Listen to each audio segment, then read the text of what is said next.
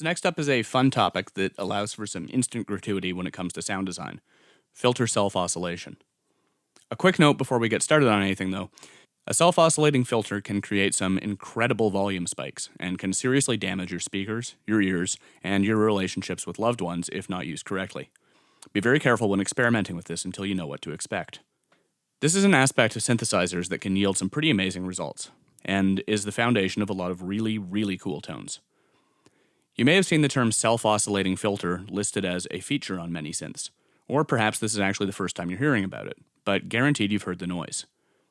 A filter on an old analog synth is a nice and dirty circuit. Many synths, mini Moogs as an example, lose a little bit of volume as the resonance gets cranked, but once you hit a certain high volume, a mildly pleasant, or unpleasant depending on who you are, squeal starts coming out.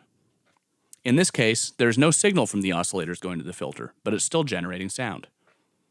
What's happening here is a small amount of noise still passes into the filter and causes the filter to overdrive itself and create feedback, which is then added back into the filter's input and becomes louder, creating a sine wave. At this point, the pitch of this new tone is controlled by the filter cutoff, in much the same way as the pitch of an oscillator is controlled by a tuning or pitch knob. What's cool about this is that we now have a much wider and often smoother range of control over the filter's cutoff than we would have over an oscillator's pitch.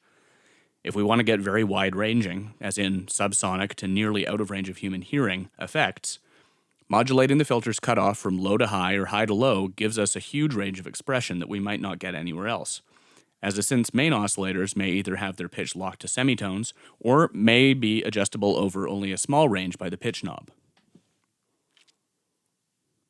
Small amounts of LFO or envelope control, either alone or in combination, can yield sci-fi sounds and spacey effects, and adding some spatial effects can instantly allow you to create some sounds that will be recognizable from many electronic tracks.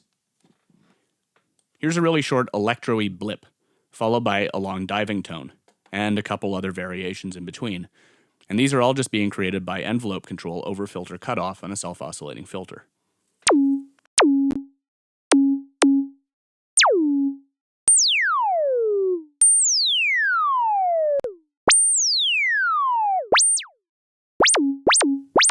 Here's the same diving tone with an LFO applied as well.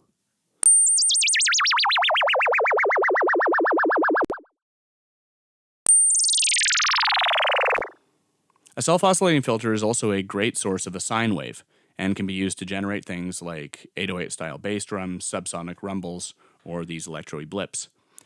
Tuned correctly and set to track the keyboard fully, you have a playable sine oscillator that you can use as a sub.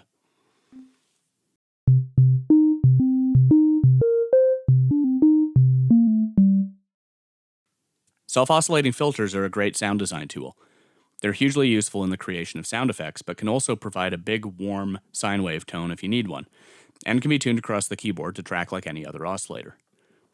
Modulated, they provide lots of expressive possibilities and are completely indispensable in the creation of professional-sounding tracks.